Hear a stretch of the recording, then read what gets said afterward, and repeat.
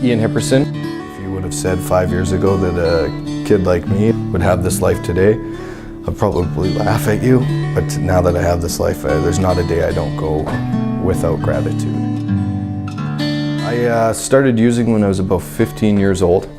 I think I was set up to use long before that. I grew up in an unstable environment. My biological mother is a drug addict, and to my knowledge she still is to this day. So we were all adopted separately except for my sister, yeah, we grew up in an unstable environment, failed adoptions, foster homes, on and off the streets starting at 7. You know, my brother and I would fend for weeks trying to find food, different things like that, kind of built into our lifestyle, so we didn't know anything different. I was adopted when I was 9, and so I already had that independence seeking, that street mentality. So it wasn't any surprise that I acted out, and when I was 15 I found alcohol.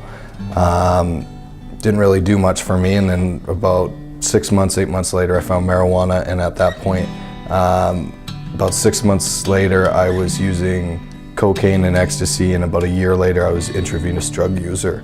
I was a heavy user for 5 years.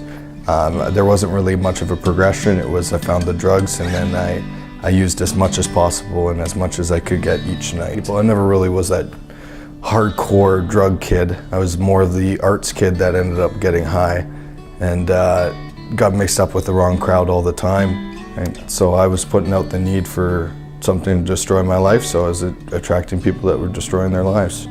So it was very easy for me to find drugs. It was very easy for me, a kid with no money, to obtain them too. So I would end up going to the right parties at the right time. We would go and pull schemes or do things, and we would end up with drugs and alcohol. So I think it was the amount of effort you have to put in to get drunk. I think that was the big problem for me. I didn't really want to put in a lot of effort to have to get rid of whatever I was feeling, right? Reality is I didn't use to, you know, make friends and be in a social environment. That stuff just kind of happened when I was using in the beginning. I used because it felt good. It felt good, it felt better than how I was feeling at the time. I sought help in July of 2009. I ended up homeless again, and I was starting to think of doing robbing people and that, and for some reason I had just reached a point where that was unacceptable, and I was tired of being on the streets, having done it since I was 7 years old. That was just kind of the point. That was the end. Right, there was a lot of damage done in 5 years. $30,000 of debt. You know, broke a lot of trust, burnt a lot of bridges. We built these masks. Drugs and alcohol weren't the major problem. The real problem is the things that I did, right? The things I did to protect myself, to avoid how I felt and make sure that I don't open up to anybody. So some of the things that I had going on for me in treatment is that I thought I was a counselor. So I would go around and help everybody else, and I wouldn't focus on myself.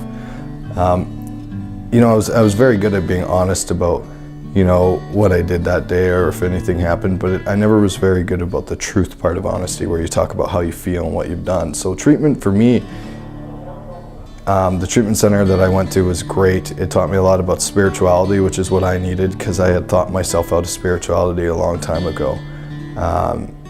It also gave me the opportunity to get some clean time. It got me 3 months clean, which is what I desperately needed. When I cleaned up, my father broke down and said that's not how things were supposed to turn out.